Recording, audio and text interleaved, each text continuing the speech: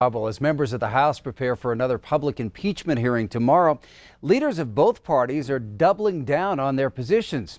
The first public impeachment hearing surprisingly yielded new information from a key witness. Nicole Killian is on Capitol Hill with a look at what lawmakers are saying.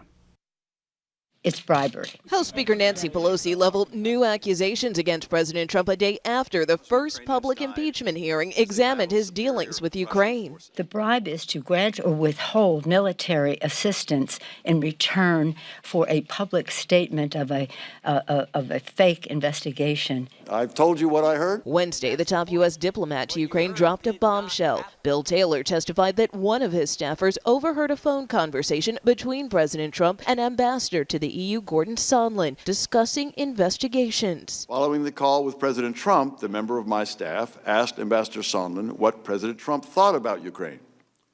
Ambassador Sondland responded that President Trump cares more about the investigations of Biden, which Giuliani was pressing for. The president says he doesn't recall the conversation, but David Holmes, the staffer who reported it to Ambassador Taylor, is expected to testify behind closed doors Friday. Nothing is there as impeachable, and we should not be putting our country through this. Republicans elevated their calls to hear from the whistleblower, and the president took to Twitter to do the same thing. I'm not going to vote for any resolution that denies the president the ability to confront his accuser, which is the whistleblower.